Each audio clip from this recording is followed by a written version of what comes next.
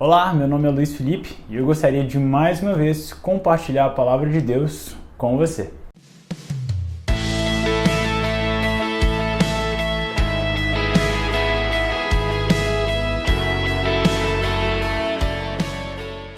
Os que confiam em Deus de todo o coração podem descansar seguros na promessa de que estarão eternamente nos braços de Deus, que estarão eternamente livres de toda influência do mal e do pecado.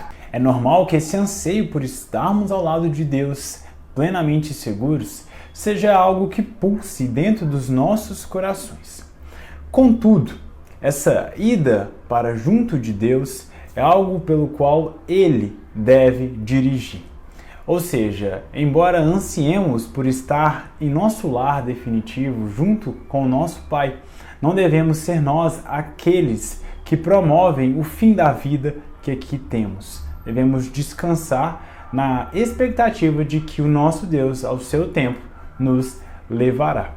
É o que a Bíblia nos ensina no Evangelho de João, capítulo 17, versículo 15. Lá encontramos Jesus, poucos instantes antes de ser crucificado.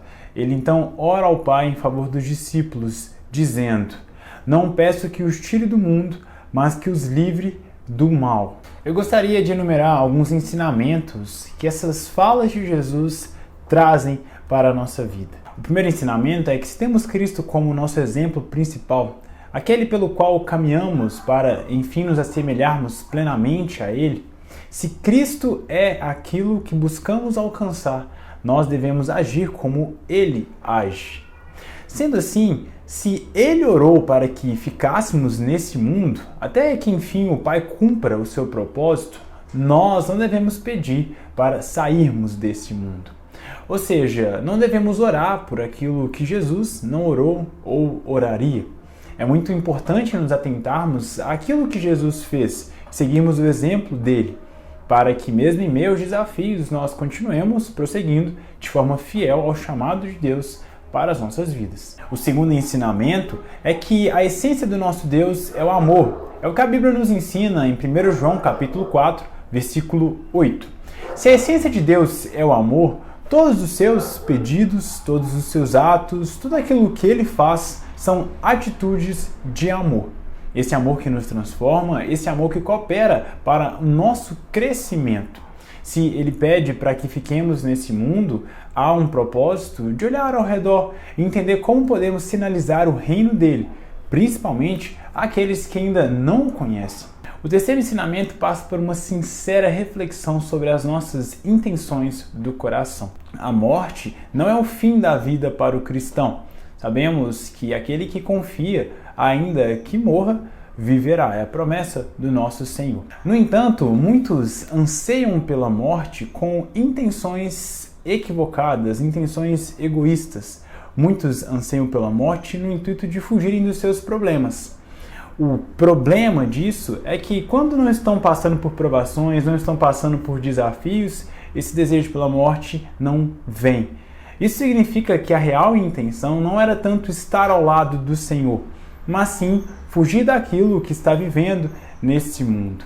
Por mais difícil que seja de entender isso, nós temos que ter como principal motivação estar ao lado do nosso Senhor, não necessariamente fugir das coisas que se encontram aqui, porque o nosso Deus deseja que aqui estejamos para cumprir o propósito dele, e ele nos acompanhará. É isso que nos mostra o quarto ensinamento.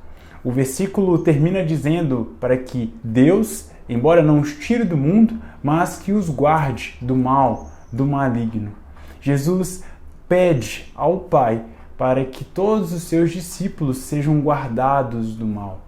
Isso significa que enquanto aqui estivermos, o Senhor, de forma misericordiosa, irá nos guardar. Por último, é importante nos lembrarmos do que Paulo nos ensina em Romanos, capítulo 14. Nós pertencemos ao nosso Deus, quer vivendo ou morrendo, a nossa vida pertence a Ele. Se a nossa vida pertence ao Senhor, é Ele a melhor pessoa a dirigir o início, o meio e o término dela.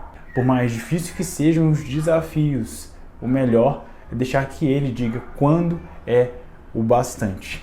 Que o Senhor traga paz aos nossos corações, que em meio aos pensamentos de dificuldade, de desafios, de desistência, o Espírito Santo possa nos fortalecer, nos erguer, para que assim prossigamos. Que a graça do Senhor cubra cada um de nós.